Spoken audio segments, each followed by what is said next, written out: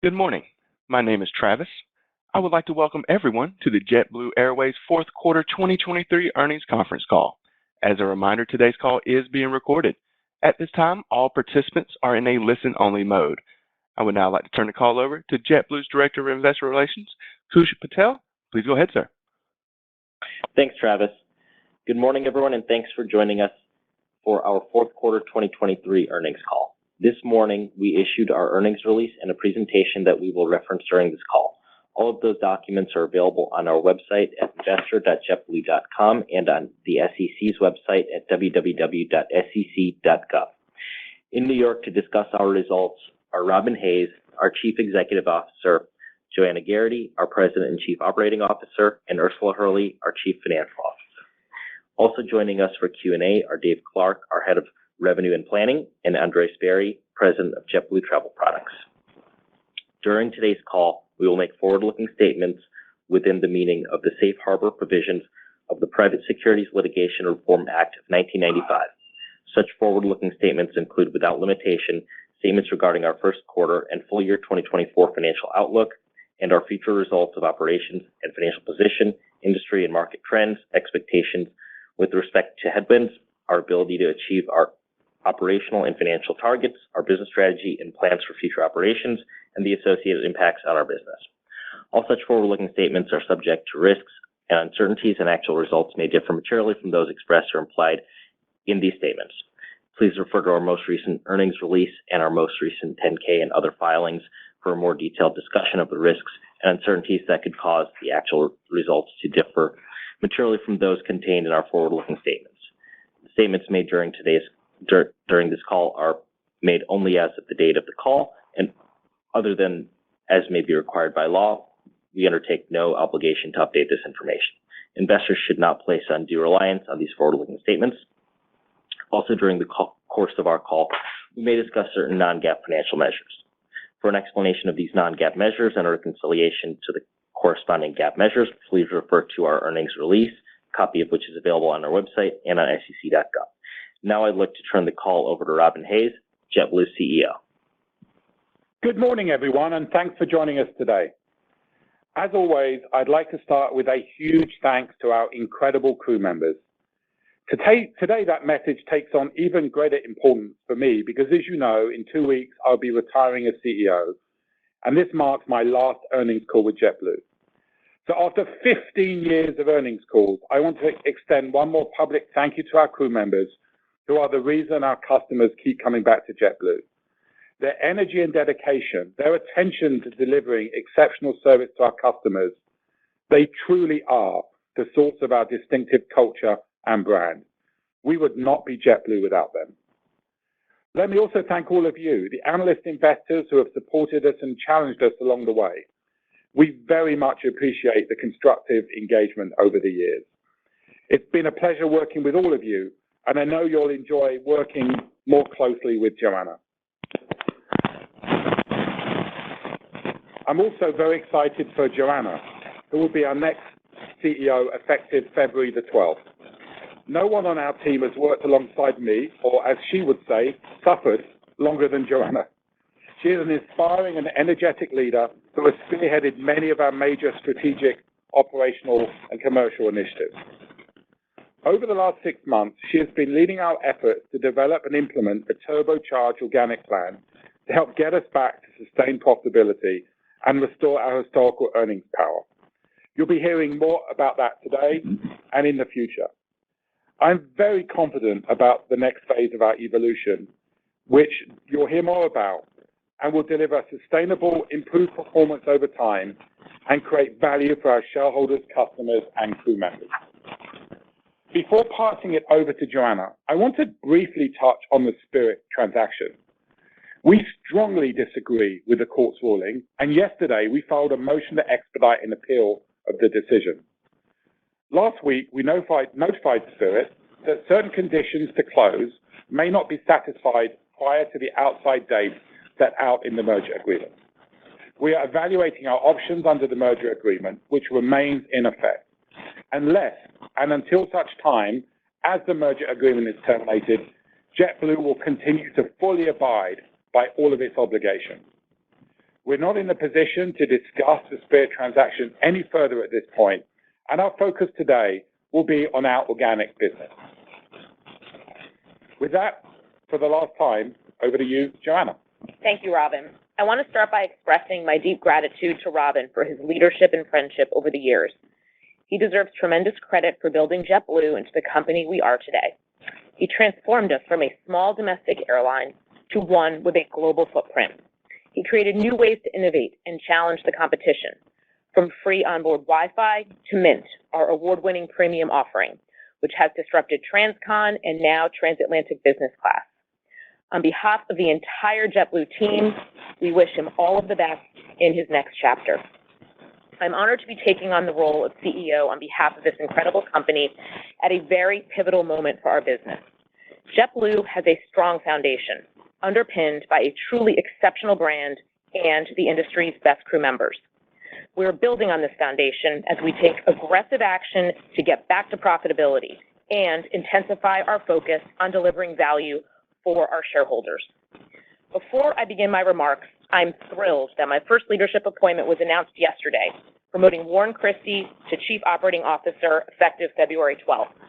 Warren has a robust aviation career spanning 30-plus years, from his leadership and service in the military to his JetBlue career beginning 21 years ago and spanning various roles.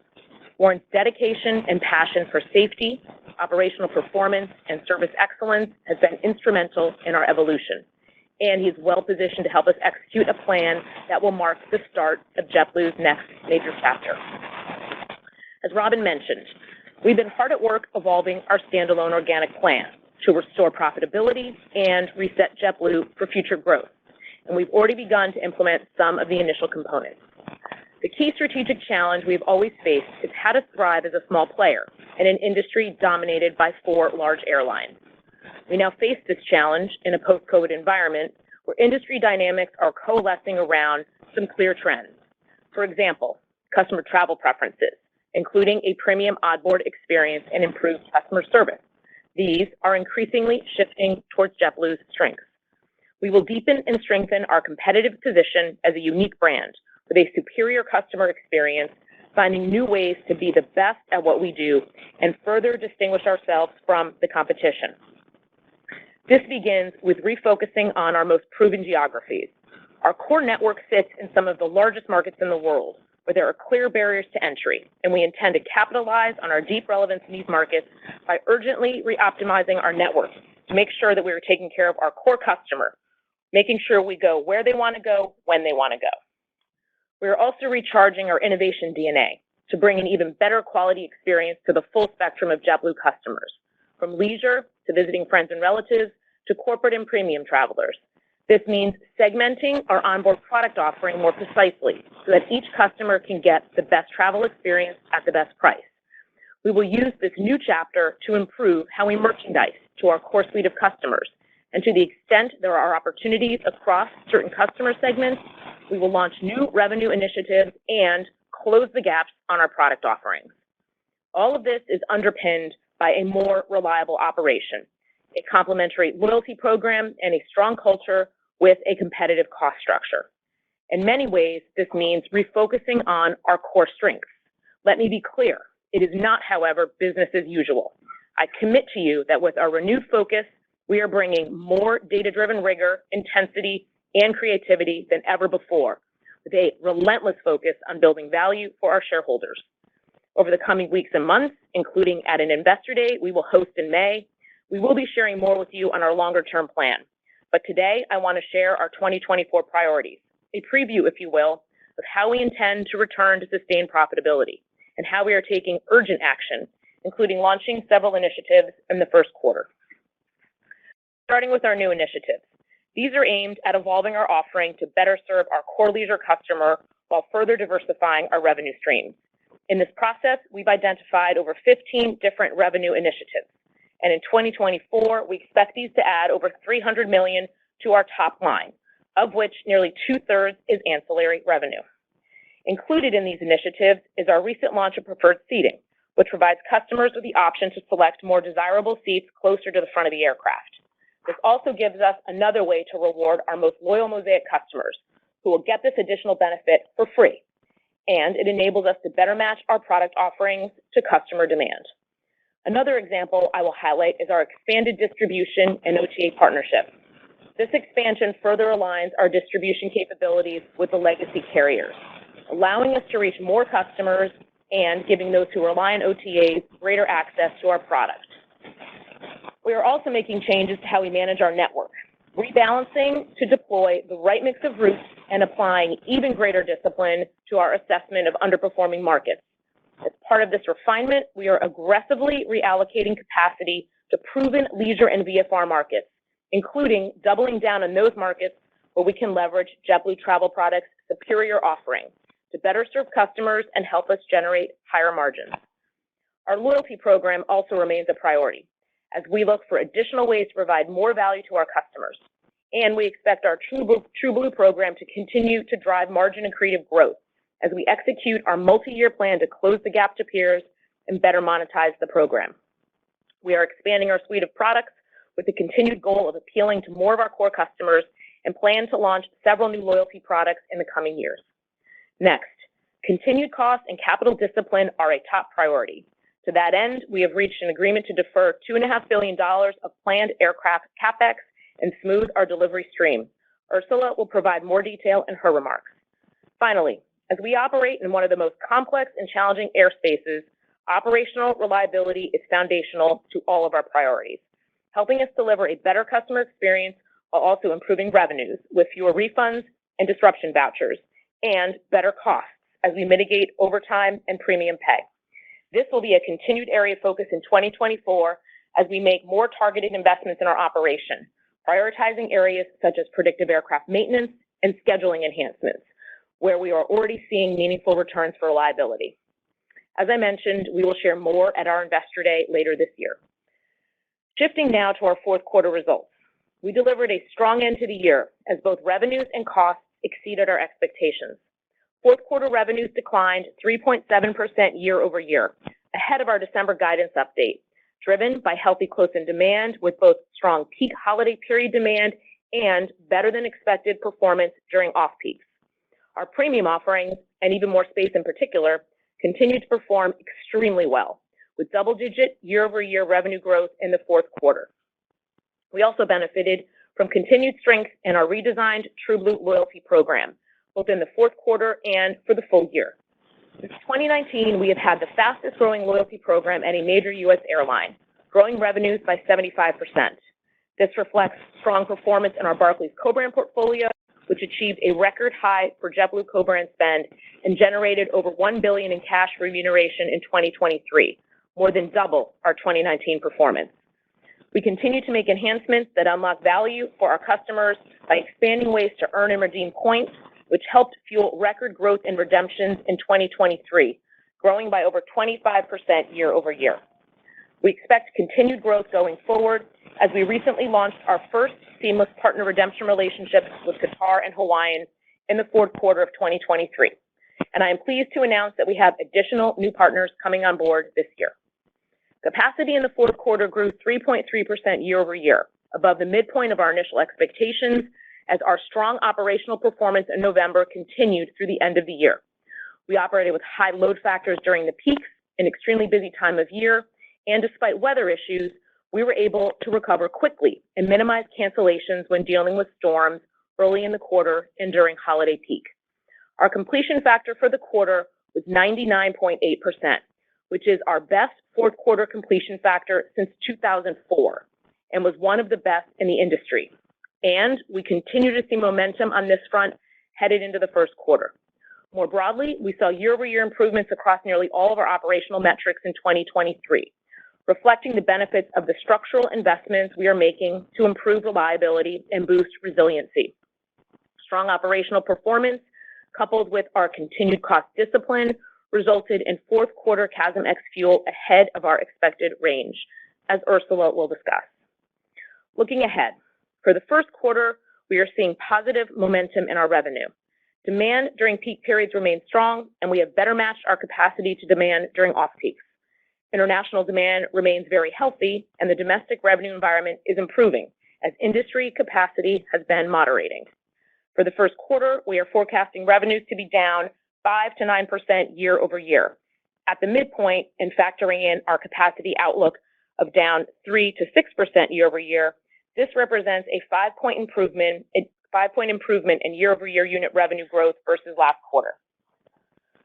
Looking further ahead to the full year, we are well positioned to achieve roughly flat year-over-year total revenue growth, which we believe represents a positive outcome in a year when capacity is decreasing. While the first half of 2024 cycles against the high pent-up demand we saw in the first half of 2023, we expect year-over-year revenue growth to be much stronger in the back half of 24 as comparisons ease and the benefits from our enhanced revenue initiatives grow. I'd like to close by thanking our crew members for their commitment to delivering a safe and reliable experience to our customers. These investments we are making position us to deliver the JetBlue experience better than ever before as we refocus our efforts on serving our core customer. We are increasing our efforts to drive reliability and consistency in our operation, product, and service. By digging deeper to do more of what we do best, we will be able to compete more effectively, return to profitability, and ultimately expand margins and returns for our shareholders. With that, over to you, Ursula. Thank you, Joanna. I'd like to add my thanks to our outstanding crew members for all their hard work in closing out the year on a strong note. I am particularly pleased with our cost performance in 2023 amid a very challenging backdrop. For the full year 2023, CASM ex-fuel increased 4.5% year over year, within the range we provided last January, despite facing an incremental 1.5 points of CASM ex pressure from weather and ATC challenges in the Northeast. Fourth quarter cost performance was stronger than expected, driven by a higher completion factor and better overall cost execution. Specifically, our operational investments have been enabling us to better manage day-of disruption planning and to recover more quickly and complete a higher number of flights without having to incur additional costs related to overtime, premium pay, or disruption vouchers. We continue to be impacted by the GTF engine issues. We currently have 7 aircraft parked due to these issues and expect the number of out-of-service aircraft to increase steadily as the year progresses. Our current assumption is 11 average aircraft will be out of service throughout the year, peaking at 13 to 15 aircraft out of service at the end of the year. We are actively engaged in discussions around compensation with Pratt & Whitney. However, in the meantime, we have launched a number of measures to mitigate the impact, including leasing and purchasing extra spare engines. While these efforts have yielded additional spares, they are not enough to offset the headwinds associated with the elevated number of engine changes. As a result, we expect capacity and departures to be down in 2024. In a year in which we aren't growing, cost discipline is even more important, and we are taking a hard look at our spending to make sure every dollar we invest is making an impact and making a change when it does not. As part of this, we are making deeper cuts across our cost base, including rationalizing our real estate footprint, offering voluntary opt-out packages to crew members, as well as better leveraging data to plan our operation and reduce unexpected disruption costs. We also continue to execute on our structural cost program, which delivered $70 million in cost reduction in 2023. We are now on track to deliver run rate savings in the range of $175 to $200 million by the end of 2024, which is $15 million better at the midpoint than previously expected. Savings accelerated through the back half of 2023 as we launched technology-based solutions aimed at enhancing crew member productivity and optimized maintenance planning for our mid-life aircraft. Additionally, through our fleet modernization program, we remain on track to avoid $75 million in maintenance costs through 2024 as we replace our E190 fleet with the margin-accretive A220s.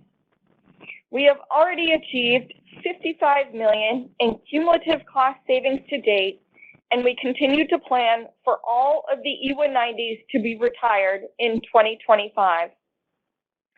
In the interim, we will still be operating 3 fleet types, which will result in near-term headwinds from associated costs and complexity. However, once we are through this transition period and back down to 2 fleet types, we expect a bigger benefit and a more meaningful tailwind to our costs. This will be further amplified by the fact that the A220s deliver a 20% improvement in ex-fuel unit cost economics compared to the E190. For the first quarter, we expect CASM ex-fuel to increase between 9 and 11% year over year, which includes impacts from the GTF issues and approximately 2 points related to wage step-ups in our pilot contract. As we move past the first quarter, we expect absolute CASM-ex to moderate downward and, supported by our robust set of cost initiatives, stay relatively flat on an absolute basis through the end of the year. We expect this to result in CASM-ex growth at mid to high single digits for the full year. Together with the $300 million of revenue initiatives Joanna mentioned earlier, we expect this cost performance will result in an adjusted operating margin that is approaching break-even for the full year. Turning to our fleet, as Joanna mentioned, we reached an agreement with Airbus and other business partners to defer approximately $2.5 billion of aircraft CapEx previously expected in 2024 through 2027. This agreement supports our path back to positive free cash flow, provides a more consistent level of aircraft deliveries and CapEx through the end of the decade, and prioritizes the margin-accretive A220 and fleet modernization program as the E190 exit the fleet. We now expect to take delivery of 27 aircraft in 2024 and expect our full year 2024 CapEx to be approximately $1.6 billion. While we work through the near-term growth challenges stemming from the GTF issues, we recognize this level of growth is not in line with our historical performance, and we are evaluating all of our levers to partially offset the growth headwinds. Most notably, we have a significant amount of flexibility to extend the life of over 30 A320 aircraft to provide growth tailwinds, and we will continue to explore other cost-effective and capital-light ways to grow our fleet. Turning to the balance sheet, we ended the year with $2.3 billion in liquidity, including our undrawn $600 million revolving credit facility. We continue to take a very conservative approach to managing our liquidity, and in 2023, we raised $1.4 billion in aircraft financing to support our liquidity needs.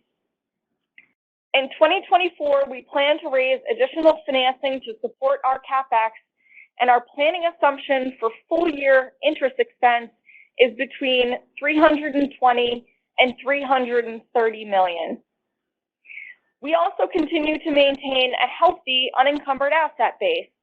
We hold a total financeable asset pool of over $10 billion, which includes the TrueBlue loyalty program, the JetBlue brand, our slot portfolio, aircraft, and engines. Finally, we continue to opportunistically look at hedging as a means to manage risk.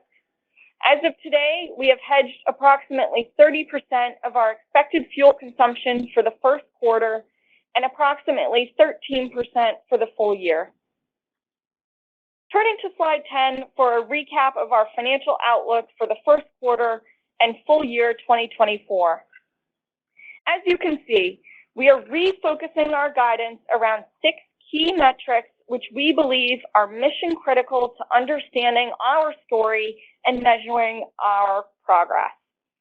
As we refocus our efforts around returning the business to profitability, we are shifting to adjusted operating margin, which we believe will provide greater insight into our core business performance. Additionally, for the full year, we have moved towards directional qualitative guidance rather than specific ranges, given the number of moving variables. We plan to provide more specific guidance for the full year at our upcoming Investor Day in May.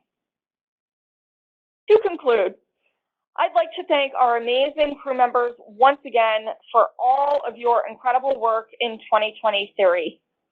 We are at a pivotal moment in our company's history, and I know that we are focused on the right areas to position the business for long-term success and restore our historical earnings power. The fourth quarter showed us that we are making progress. So while 2024 is a transition year, we have a strong plan in place, and we are taking the necessary steps to return the business to profitability. We are refocusing on our core customers and proven geographies with network, product, and operational changes to better meet their needs while still delivering the low fares and great service JetBlue is known for. We are diversifying our revenues with margin-accretive initiatives to grow our TrueBlue loyalty program and JetBlue travel products portfolio. And we are executing with continued cost and capital discipline, making more aggressive cuts to our controllable costs and deferring CapEx to help the balance sheet.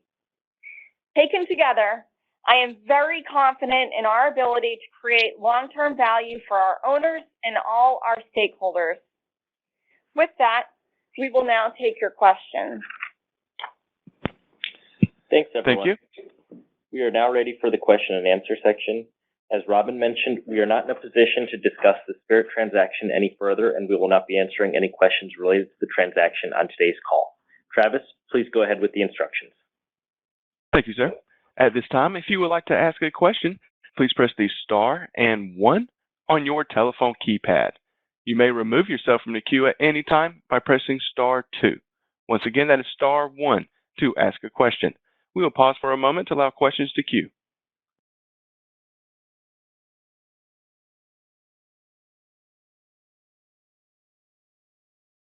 Our first question comes from Mike Linenberg, Deutsche Bank. Good morning, and congratulations, Robin, on your retirement. Congratulations, Joanna, on ascension to the CEO position. Thanks, Janet, you laid out a lot of the elements of what, you believe will make JetBlue a successful standalone company, notwithstanding, the M&A process, which still has to play out here with Spirit. As you think about, JetBlue over the next several years, though, we still have, call it a market share relevance or a scope issue. Does that still feature prominently, or is that still a priority for JetBlue, even at running it as a standalone, that, still longer term, it's important for that company to become bigger? What is your thinking on that? How has that evolved as you move into the senior role? Yeah, thanks, Dan. Great question. So maybe Spirit was about accelerating our organic growth, more JetBlue to more places, more people, and we still intend to do that. We're going to do it organically. It will be a bit slower for sure.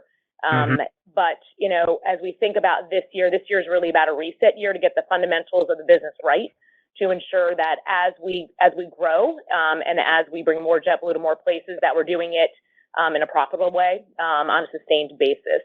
If you think about some of the unique advantages that JetBlue has, these are tremendous strengths, and we need to redouble our efforts around amplifying those strengths. So our network, obviously, we've got the corner lot at JFK in Boston. These are markets that are constrained. They're markets where JetBlue is very relevant and customers know our brand and our experience. We need to maintain our leadership position there, but we need to be more selective where we fly to bolster profitability in those core geographies so that we can start rebuilding top-line revenue. We've already got an extremely strong leisure franchise with a strong premium onboard offering.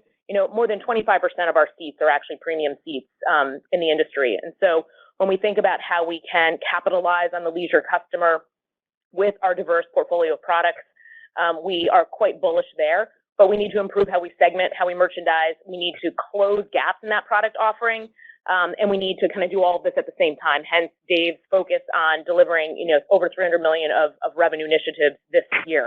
Loyalty and co-brand is well positioned to be an accelerator. JetBlue Travel Products, likewise, it's had one of its best years yet. Ursula touched on capital and cost discipline. We need to be unflagging in our efforts to reduce and better control our costs. And then reliability underpins all of this. Obviously, our network footprint makes that more challenging, but we are making really nice progress there, notwithstanding some of the headlines. And then reinvigorating our culture. So scale, it matters, but we also believe relevance matters. And we have scale and we have relevance in some really big markets, and we need to focus on doing what we do best in those markets.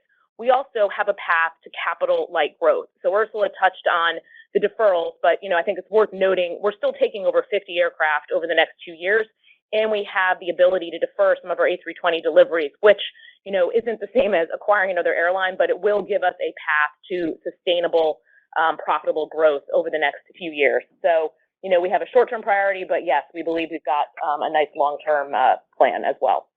Oh, great. Thanks for that answer. And then just a quick follow-up, just Ursula, on the debt balance sheet, it looked like it was up, I think, 4.7, maybe that was up about $700 million. Is that mostly aircraft debt? Like, what was the swing there quarter over quarter? Thanks, and thanks for taking my questions.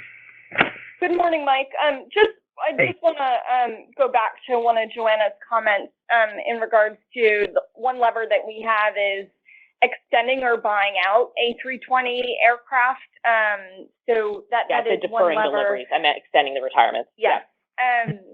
But back to your question, Mike, the increase in debt was driven by the financing of aircraft throughout 2023. So we raised $1.4 billion against various aircraft as we navigated through last year. So that's really what's driving the uptick in the debt metrics year over year. Okay, great. Thank you. Our next question comes from Dan McKenzie, Seaport Global. Oh, hey, thanks. Good morning, guys. On the 30 A320s providing a growth tailwind, are they enough to make up the shortfall from the deferred deliveries and the GTF issues looking ahead, say, to 2025 and 2026? Yeah, hi, Dan. It's a good question. It's definitely an opportunity to backfill some of the loss driven by the GTF. We are still working through the GTF exposure that we have in 2025 and beyond. So we look forward to sharing more about our multi-year growth rate projections at Investor Day in May. Yep, understood. And then the capital and cost discipline, that's coming through loud and clear this morning. Does the CapEx now slope sufficiently downwards in 2025 and beyond to get you to free cash flow? And at least, how can we help, how can we think about that journey? Yeah, so the deferral today, Dan, basically it has us taking on average 24 aircraft over each year over the next 5 years. We've prioritized the A220 aircraft as we want to continue with the E190 exit. We believe that this sets us up to be more successful in getting this business back to profitability and hence in return driving free cash flow. So that was the essence of why we did the deferral. I think there are other capital light effective ways that we can continue to grow, and that's a nod to the 30 aircraft that we could potentially extend or buy out on lease. So the way we're going to go about driving a level of growth over the next few years is capital friendly. Okay, thanks for the time, you guys. Our next question comes from Duane Pfennigwerth, Evercore ISI. Hey, appreciate the time. Best of luck to Robin. Just a couple questions from me. As you dig into the detail of your network, peel back the onion, Can you just speak to the variability of your margins on a route level? Are there parts of your flying that are generating sufficiently high enough unit revenue to generate, positive, decent margins, or are the margins fairly uniform across your network? Yeah, maybe I'll take it and then I'll throw it over to Dave. So Caribbean leisure franchise continues to do very nicely. Obviously, there's some near-term RASM pressure with the capacity that's floated to those markets, but that continues to be a strong hold for JetBlue. And as you think about the future, obviously, the focus on leisure, JetBlue travel products and the markets that it is in, that remains a very, very strong part of the network. On the good news front, domestic is trending well. Capacity has moderated across domestic, so that's seeing some nice improvements. And then New York continues to improve. It's most certainly been a bit slower than we'd hoped for, but it continues on a nice trajectory. And as we think about the future, New York overall continues to be a really, really important part of our network. Transatlantic, small part, but also doing extremely well. So we've got a number of kind of core geographies that continue to produce very nice margins for JetBlue. But in a world where we're not growing, we need to be more selective where we fly. Dave, I don't know if you have anything to add. Yeah, I'll just add on that over the past couple of years, demand has been pretty fluid in different geographies. And as we've come through the post-COVID environment, I think it's now pretty clear as to what the new customer travel habits and preferences are. And we've been working to really actively align our network to those new demand areas. We did a fairly big network redeploy back in October. We had another one in January. I think you'll see another one or two as we go through this year and just realign to, really reinforce the core markets that are working well and to be more selective and redeploy some of the markets that we've seen demand shift away from over the last couple of years. Okay, thanks for that. And then just for my second question, can you talk a little bit about the deferrals in this backdrop? Not asking for like contract specifics, but normally there would be penalties and escalators for deferring aircraft. But given how tight things are, could we actually envision incentives or maybe some reverse brokering for doing that right now, just given how tight things are? Right, I'm not going to comment on commercial negotiations with Airbus. We appreciate their partnership. I do believe that this was a win-win for both them and ourselves over the next few years. Okay, appreciate the thoughts. Our next question comes from Connor Cunningham, Melius Research. Hi, everyone. Thank you. Congrats, Robin and Joanna. Can you maybe help a little bit in terms of the comments on headcount? I'm just, you mentioned early outs, but I was just trying to understand a little bit more in terms of actual magnitude and maybe, overall reductions in headcount there. And if you could just maybe speak to the cadence and CASM-X as that kind of plays out through the year. Thank you.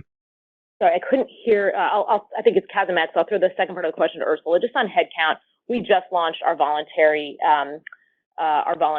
sort of opt-out program. It covers our support centers, so salaried, with the goal of trying to reduce fixed costs in a world where we're not growing, and then it extends to a few of our operational groups in the front line. But it's literally 3 days old, so we're not really in a position to provide more details. But we're trying to do it in a thoughtful way and provide our crew members with opportunities outside of JetBlue to the extent that they want to pursue that. Or maybe on the CapEx question. Thanks, Joanna. Yeah, just on CASM-X, I do want to take a victory lap on 2023. We actually hit the full year controllable cost guide that we set last January, despite 1.5 points of headwinds driven by ATC and weather throughout the year. So pleased that we delivered and executed on what we said we were going to do in 2023. In terms of 2024, I want to note we're up mid to high single digits with growth down low single digits. I do believe that this is a good and confident guide. We have been ruthless in terms of addressing the fixed cost base, given we're not growing. We are on track to exceed the higher end of our structural cost guide. And then we're continuing to capture value given we're progressing with the E190 exit from a fleet modernization program. So when you combine this laser focus across all three initiatives, I'm especially pleased, and we intend to execute the mid to high single digits on a full year basis. In terms of how that plays throughout the year, Q1 is slightly elevated in terms of the year over year. The 9 to 11% guide includes 2 points of pilot pay, given that contract is lapping here in the January and February timeframe. As we navigate through the rest of the year, from a pure CASM-ex cents perspective, we're essentially flat every quarter throughout the year. So the progression improves from a CASM-ex year-over-year perspective as we navigate through the rest of the year, and I feel confident that we'll hit the mid to high single digits. Oh, okay, that's helpful. And then on the deferral versus lease extension comment, I'm a little confused there. I would have thought that the change in deferrals meant you were pivoting to slower growth until margins improved to some level. Can you just help to play out the scenarios between maybe low single-digit growth to like your historical range of mid to high in 2025 and beyond? Thank you. Yeah, the deferral we believed was imperative because the number one priority is getting this business back to sustained profitability. And we had 35 aircraft that were supposed to deliver in 25 and 45 in 2026. And we just didn't feel like that was the capital investment that we should be making when we're just getting the business to profitability. So we slowed the growth. On average, we'll take 24 aircraft per year over the next 5 years. We honed in on the A220. We protected that delivery schedule so that we can continue to exit the E190. And as I mentioned, we do have a lever to pull in terms of extending or buying out these leases. The goal is to get this business to grow again and to overcome the GTF challenges that we're seeing. So we do look forward to sharing you the multi-year growth plan at the Investor Day in May. Okay, thank you. Our next question comes from Jamie Baker, JP Morgan. Oh, hey, good morning, everybody. First for Ursula, just trying to reconcile the unencumbered asset disclosure. So for the bridge loan, can you remind us what was pledged there and confirm that was $9 billion? Is that correct? So in theory, if that bridge goes away, just hypothetically, those assets come back to you, then there's another billion plus, and that gets us to the figure on page 9? Is that the correct way to think of it? That is the exact way to think about it, Jamie. Okay. Thank you for that. And then second for Joanna, let's see, how do I ask this? If Plan A was the pre-merger trajectory and Plan B was or is the merger, have you allocated any internal resources to coming up with a potential Plan C, or is that how we should interpret today's deck? I guess put differently, are the adjustments you're announcing today consistent with the merger plan? Meaning in a scenario where if the merger doesn't go through, we should be prepared for further revisions. Does that make sense? Yes, it does. Yeah. So the plan that we're talking about today is our organic plan without a Spirit acquisition. Given the appeal that's pending, given the outcome of the judge's decision, we'll see that process play through. Our hope is that the First Circuit realizes the decision is erroneously decided, and we continue down the path with the Spirit acquisition. But if that does not happen, we need to be prepared with our organic plan. And so that's what you heard about today. We will explain that greater at an Investor Day in May. We're in the process, we've been in the process for the last several months of building this, I call it the Plan B actually, building this Plan B, which is the kind of supersized organic plan, in case Spirit does not happen. So that's what you heard about today. From a resources perspective, there is a team that has been working through the Integration Management Office on the Spirit plan. That team will continue to do what they need to do, and this organic plan will be worked by the broader JetBlue organization. Okay, that's perfect. Thank you very much. Take care. Our next question comes from Catherine O'Brien, Goldman Sachs. Good morning, and congrats to Robin and Joanna again. I just wanted to dig in a bit on your comments on reshaping the cost structure to address cost convergence. That was in the presentation. You know, what types of initiatives are you looking at to achieve this? I know you've been talking about being relentless on fixed costs, and you gave a few examples on voluntary opt-outs that are in the early innings, and a few other things. But could you just give us a little bit more color on what exactly you're looking at? And I guess, you know, on the cost convergence front, you know, where do you see yourself kind of fitting in versus the bigger, more premium guys and maybe the lower cost? How do you view your performance over the last couple of years within that context? Thanks.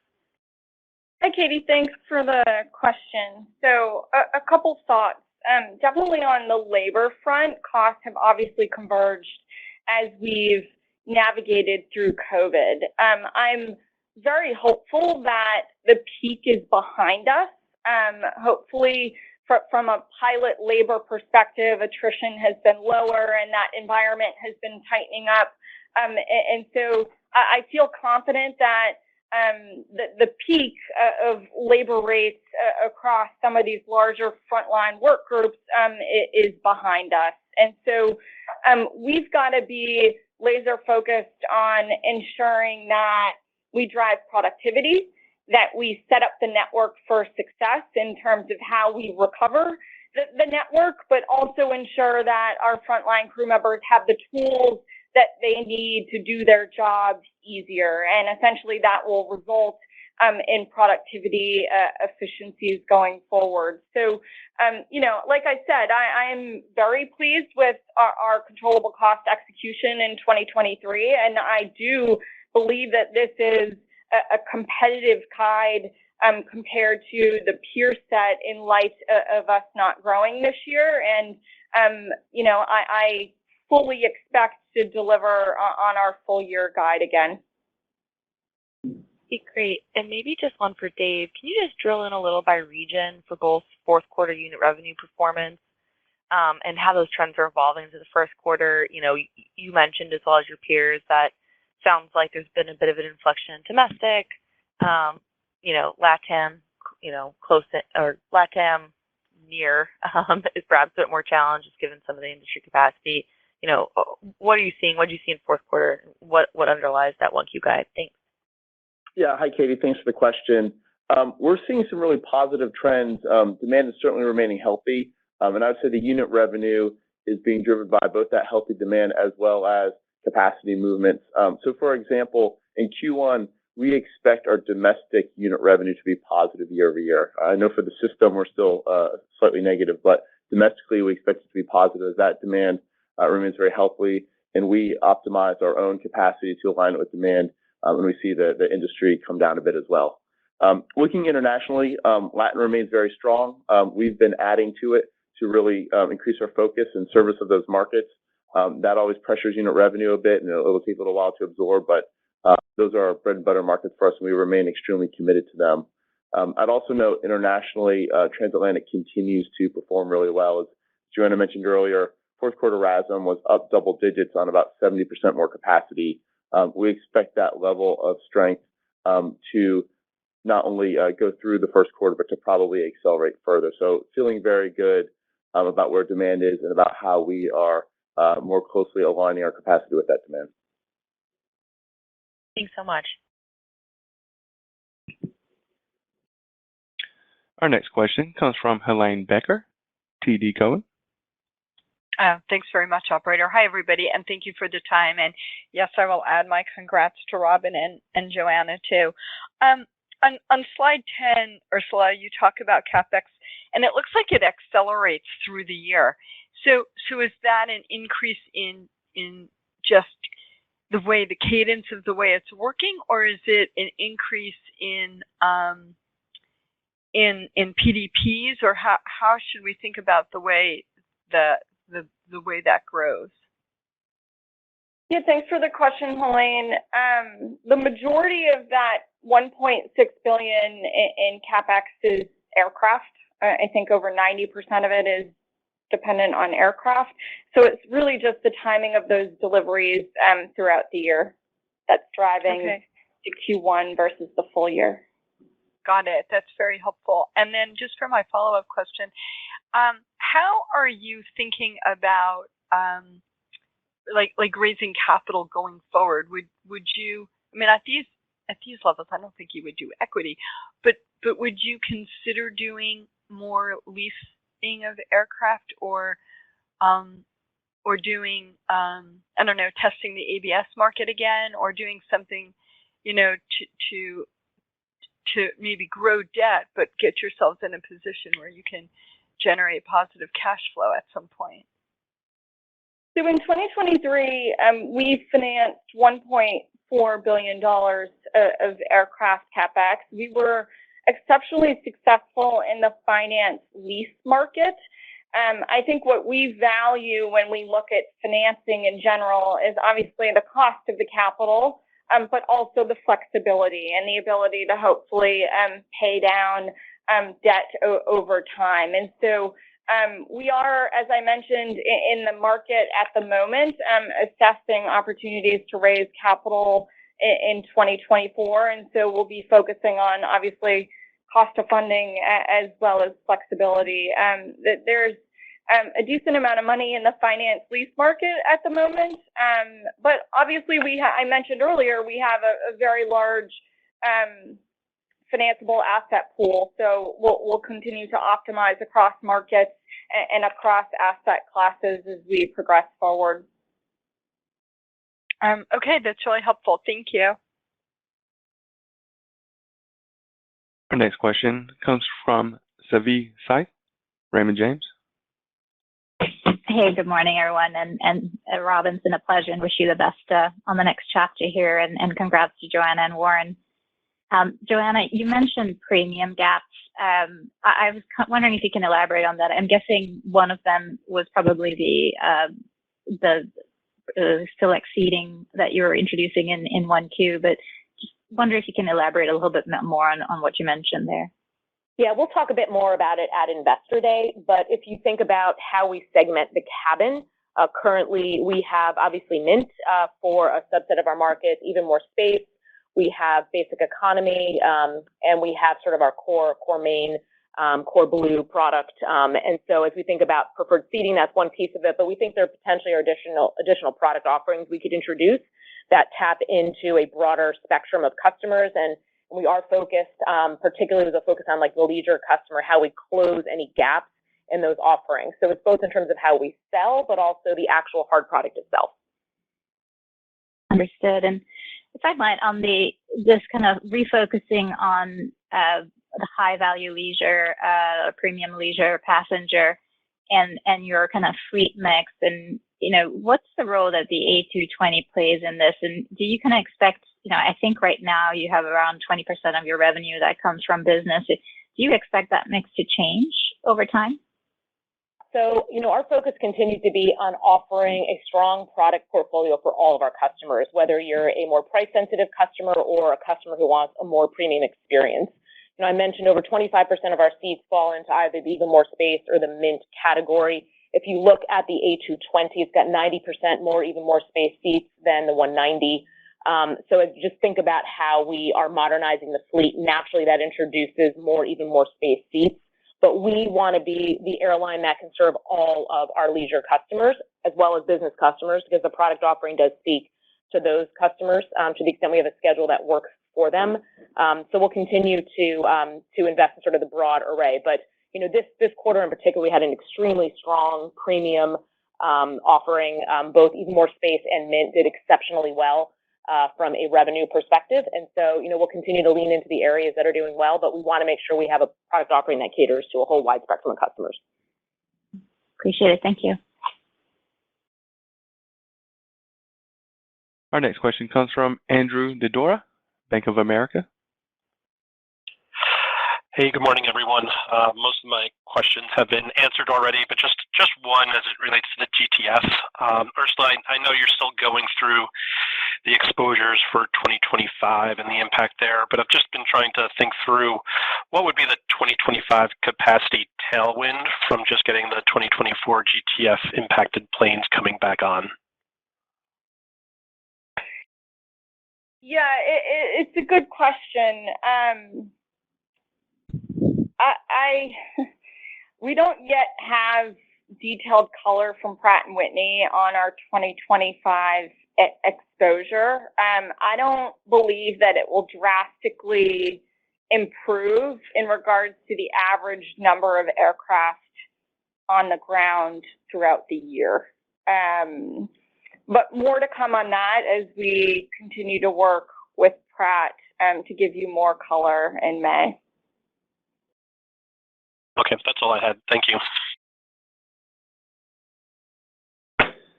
Our next question comes from Stephen Trent, Citi. Good morning, everybody, and congrats as well to Robin and Joanna once again. Most of my questions have also been answered, but I was curious about your labor force comments and appreciate what you've said.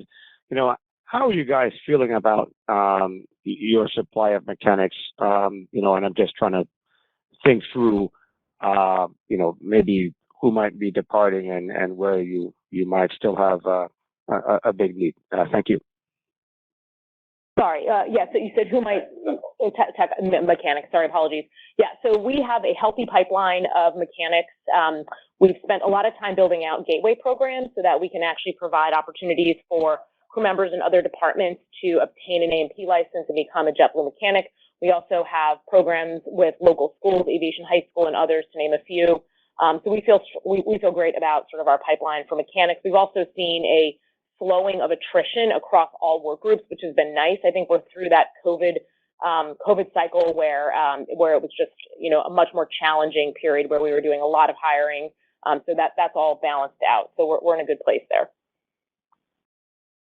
Okay, great. Appreciate that. And just one very quick follow-up. I believe you mentioned a shift towards adjusted EBIT margin as we move forward, and I was just wanted to understand high level sort of you know, what your view is on that. Thank you. Yeah, so we provided estimated full year 2024 guidance on an adjusted operating margin perspective. We said that we would be approaching break even. We think this is a valid metric or helpful metric in regards to where we are and driving the core business to profitability. So that was the essence of honing in on operating margin. Obviously, we will progress what we provide guidance to as we navigate and get this business back to sustained profitability. Okay, appreciate that, and thanks for taking my questions. Our next question comes from Scott Group, Wolfe Research. Hey, thanks. Good morning. So I want to just clarify one thing on the cost guidance. So I thought you were saying that absolute CASM stays sort of flat throughout the year, which I think would imply something higher than the 5 to 9, but maybe I'm just taking some of that comment a little too literally. So just any color would be helpful. Yeah, so what we highlighted in the deck is we said roughly flat absolute CASM ex fuel throughout 2024. So from a pure CASM ex cents perspective, that's what that means. So flat throughout the year. The year-over-year comps will improve beyond the first quarter. Okay. And that will result in the up to mid high single digits on a full year basis. So Q1 is an outlier in terms of a year-over-year comp. Okay. And then I'm wondering, maybe it's just too early, but do you guys have any visibility to second quarter unit revenue yet, right? So, I mean, you guys, a lot of other airlines talking about domestic inflecting positive in Q1. I'm just trying to understand, is this a real inflection? How much of this is maybe an easier comp for March and earlier Easter? Do we have visibility that this positive RASM continues into Q2, or maybe it's just too early? Hi, Scott. This is Dave. I'll take that one. We do feel very good about our unit revenue momentum that we've built, that it will continue going into Q2 and throughout the year. Couple ways to think about this. One is just as we look ahead to the spring and summer, it's still early. We don't have a lot of bookings, but the ones we have are at a higher load factor build and a higher fare year over year. So what we do have on the books is certainly positive for Q2 and Q3. Secondly, and just at a higher level, as we ramp through the year, between our revenue initiatives ramping up throughout the year and then the comp, which is much more difficult in the first half of the year than the second half of the year, we expect both of those to drive significantly meaningful revenue improvement in year-over-year unit revenue as we go through the year. Helpful. Thank you, guys. Okay, our final question comes from Chris Stathoulopoulos, Susquehanna International Group. Good morning, everyone. Thanks for taking my question. I'll keep it to two. Robin, congrats, and best of luck, and Joanna, congrats on the promotion. Just my first question, if you could give, I think you might have said this on the last call, but any color on these high growth markets as it relates to geography? I think you said high growth, creative and leisure and VFR markets, where those are. And then two, on your transatlantic product, if you could comment on what you're seeing with respect to competitive capacity and fares, and just summarize your value proposition here, or kind of how you see this evolving, particularly as network carriers here continue to emphasize that market. Thank you. Sure. I'll take the Caribbean VFR piece. So, this is one of our core markets. It's foundational to who JetBlue is. It's an important part of JetBlue travel products and our growth in those markets. And so while there is increasing capacity in those markets, it remains foundational and fundamental to JetBlue, and we do drive some nice margins from those locations. In terms of transatlantic, 4% of our seats, so it's a relatively small footprint. We've got a great value proposition over there with Mint and our core product. And maybe I'll let Dave kind of pick up from there. Sure. I'll just add, we're getting, continue to get really strong feedback, both from customers on the product as well as our operational reliability. And it's not only about the individual markets too, but these add quite a bit of relevance to our New York and Boston focus cities, adding in these major European destinations as part of our larger network portfolio. So we're very pleased with the ramp up that we've had and see multiple benefits strategically with these markets. Okay, thank you.